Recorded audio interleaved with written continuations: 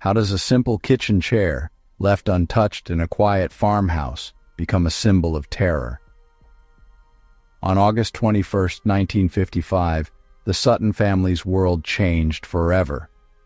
That night they spoke of luminous beings, gunfire, and metallic sounds. But the real mystery was what wasn't there. No footprints, no shell casings where they should have been, no proof to anchor their fear.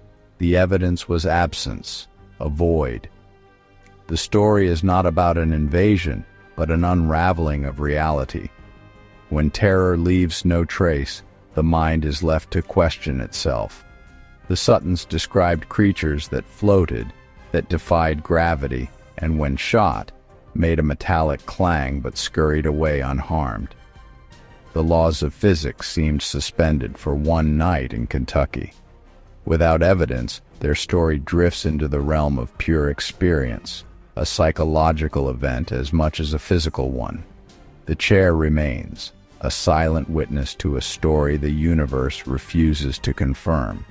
Did the family hallucinate, mistake the natural for the supernatural? Or did something truly alien visit, leaving no mark but on their minds? The chair offers no answers, only the chilling possibility that the most significant events might leave no trace at all. Sometimes the silence is the loudest evidence of all. Before that night, the Sutton farm was a world of order, predictable, grounded in the rhythms of rural Kentucky. Life was tangible, mending fences, plowing fields, sharing meals. The Suttons and Taylors were ordinary people, not prone to fantasy. Everything had a name, and everything behaved as expected. This normalcy is crucial to understanding the terror that followed. The creatures they saw didn't fit any known category, neither animal nor human. The confrontation shattered their predictable world. The farm, once a sanctuary, became a stage for the incomprehensible. Familiar night sounds were replaced by a silence filled with menace. The Suttons were no longer masters of their home, but captives of a phenomenon that defied every law they knew. The ordinary became a fragile memory. In a single night, reality fractured. The impossible had arrived.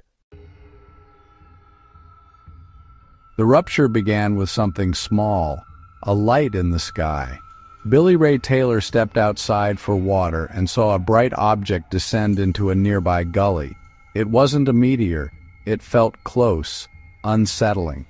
The family joked, but unease crept in. The dog barked frantically, sensing the disturbance. Then, a small luminous figure emerged from the darkness. Large head, oversized eyes, spindly arms, glowing skin. The men grabbed their guns, instinct taking over. They fired, but the creature was unfazed, knocked back, but not harmed, emitting a metallic clang. The rules of reality no longer applied. Their tools of power, shotguns and rifles, were useless. The first crack in reality became a gaping wound. Through it, the impossible poured in. The night was no longer theirs. The siege had begun. The encounter became a siege, not on the house, but on the minds inside. More creatures appeared, peering through windows, scrambling onto the roof. The family was surrounded by a presence that defied explanation. Each new appearance was a fresh assault on their sanity. The house became both fortress and cage, thick with fear and gunpowder. The creatures never attacked, only observed, then vanished, only to reappear elsewhere. Time warped, minutes stretched into eternities. Testimonies blurred.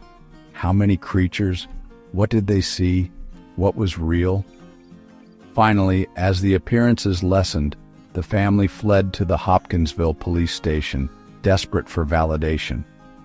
They left behind a shattered home and a reality in pieces. They sought proof that their nightmare was real.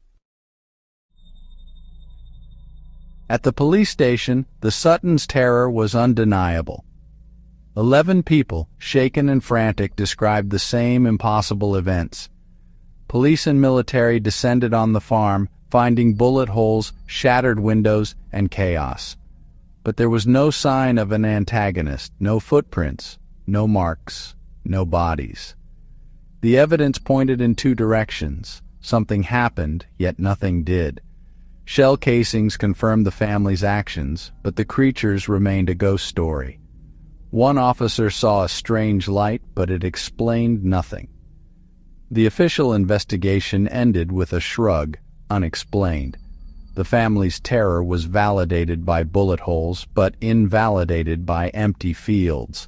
The incoherence of the evidence is the most disturbing aspect. It suggests a phenomenon that leaves real scars, but no physical trace. Like a dream that lingers after waking, the mystery endures. The case remains unsolved. In the aftermath, theories rushed in to fill the void. Some said the family mistook great horned owls for aliens, reflective eyes, eerie calls, floating silhouettes. But could 11 people mistake owls for metallic beings for hours? The Suttons knew their wildlife. This theory trades one mystery for another, a collective delusion. Others speculated about psychological warfare or secret experiments. Darker, but possible in the Cold War era. Each theory leaves unease. If owls, our minds are fragile. If experiments, our trust is misplaced. If aliens, the cosmos is stranger than we imagine. Every explanation forces us to confront unsettling truths about ourselves and our world. The Kelly-Hopkinsville encounter is a labyrinth of possibilities. No single answer satisfies. The darkness remains. Sometimes the questions are more important than the answers. Decades later, the Sutton farm stands, but the witnesses are mostly gone. The story has become modern folklore, analyzed and retold, but its core remains untouched. The family never sought fame. They were ridiculed, hounded, and eventually left their home. Their lives testify to the authenticity of their terror. The encounter was a wound that never healed. The story endures because of the questions it raises about perception and reality.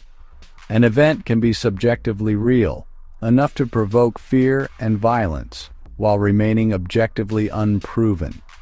The boundary between mind and world is not as solid as we believe. The silence is not empty. It echoes with unanswered questions. The story is a mirror, reflecting our anxieties about the unknown and the fragility of reality. What would you do if the impossible scratched at your door? Strip away the theories, and what remains is the raw, human experience of a family on the edge of reality. Where do you draw the boundary of your own world? Sometimes, like the Suttons staring into the night, we find ourselves facing the unknown, uncertain, but changed. In those quiet moments, what matters most is how we choose to carry the mystery forward.